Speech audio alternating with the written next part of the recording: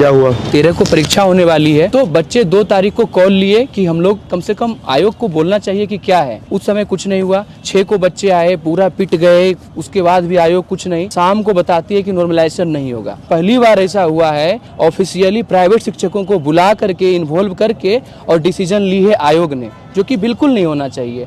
Stake holder हम विद्यार्थी हैं, अगर आपको बुलाना था तो प्रोफेसर बुलाते। 15 को शेड्यूल था, 15 नवंबर को, कि छात्रों से संवाद होगा, लेकिन ऐसा नहीं हुआ। क्योंकि 4 दिन इनका पोर्टल इनका डिस्टर्ब रहा, जिसके कारण से लगभग 80,000 बच्चे वंचित रह गए फॉर्म भरने से। उन्होंने रजिस्ट्रेशन किया, लेकिन इतनी जटिल प्रक्रिया थी इस बार भरने का, लाइव फोटो करना। भले ही हमारा डिजिटल इंडिया है, लेकिन हम लोग डिजिटली परिपक्व तो नहीं है ना महोदय। इतनी कठिन होने के बाद 13 तारीख आया। बापू परीक्षा परिसर, जो एशिया का सबसे बड़ा परीक्षा केंद्र बनाया गया है, 12,000 विद्यार्थी बैठे हुए थे। उसमें से हॉल नंबर 5 या 4 है जिसमें से प्रश्न पत्र ही नहीं मिला। मतलब ड्यूरिंग इंटायर एग्जामिनेशन प्रश्न पत्र मिला ही नहीं, बच्चे खाली हाथ चले गए। उसके बाद विरोध हुआ तो बच्चे बाहर आ गए। उसके बाद आयोग एलिगेशन लाया कि हम लोग नॉनसेंस हैं, कि आप लोग का गलती है। नॉर्मलाइजेशन हम लोग जो विरोध किए थे पहले 6 दिसंबर को, वो एक नोटिफिकेशन जारी करते कि नॉर्मलाइजेशन हम नहीं लेंगे।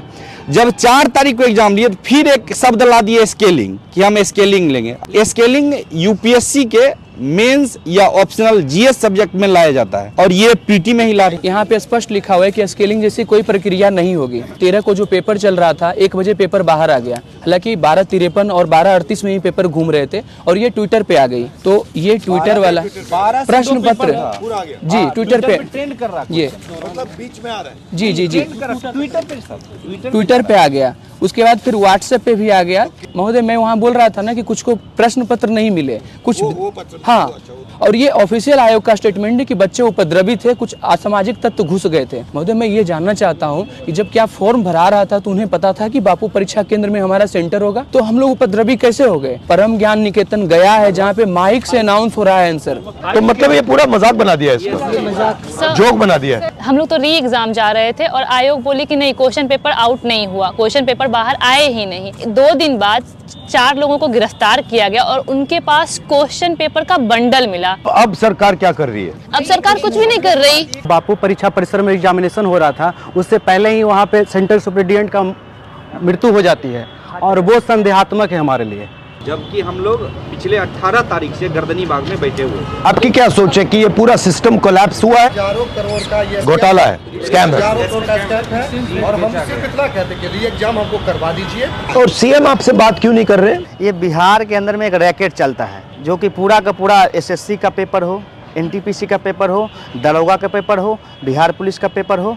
67वें बीपीएससी में भी जो है वो इसी तरीके से हुआ था, तो पूरा एग्जाम कैंसिल हो गया था। ये जो बीपीएससी के जो चेयरमैन है वो गुजरात के रहने वाले हैं, ठीक है, और वो उस पे जो है कई सारे आरोप भी हैं, और सिस्टम से ये चला रहे हैं। गुजरात के अंदर में रैकेट चलता है, और सीएम साहब का जो डिस्ट्रिक्ट है, हम कोई क्षेत्र का बात नहीं कर, वहाँ से लगातार लोग पकड़ाए हैं, रैकेट में लगातार पकड़ाए हैं। आप कुछ बोलना चाहती हो? हम लोग 6 तारीख और 25 तारीख और 29 तारीख को हम लोग को बर्बरतापूर्वक लाठीचार्ज किया गया। हम लोग गांधीवादी तरीके से गए थे बीपीएससी ऑफिस के सामने, और मेल पुलिस के द्वारा हम लोग को बेरहमी से पीटा गया और पीछे मारा गया। इतना बेरहमी से मारा गया कि हम लोग उसका बयान नहीं कर सकते हैं। और सोशल मीडिया पर इतना ट्वीट होता है, हम सब का पिक क्लिक जो होता है देखते हैं तो शर्म आती है। पीएमसीएच में हम लोग एडमिट थे, तो हम लोग को हाउस अरेस्ट किया गया। इतना पीड़ा से हम लोग दर्द में महसूस कर रहे थे, उस वजह पुलिस हम लोग को टॉर्चर कर रही थी। क्या चाहती है सरकार हम लोग से? सर, बीपीएससी चेयरमैन का कहना है कि एक सेंटर पर गड़बड़ी, जबकि सर मेरे पास 28 सेंटरों का लिस्ट है, इसमें 22 और दे दीजिए।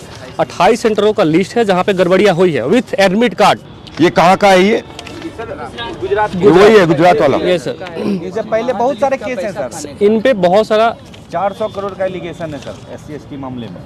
सर, ये पूरा का पूरा मामला जो है संवैधानिक क्राइसिस का है, संवैधानिक बिल्कुल का है। संविधान यात्रा पे आप लगातार सिस्टम कोलैप्स। अच्छा, एक बात बताइए, आप मुझसे क्या चाहते हैं?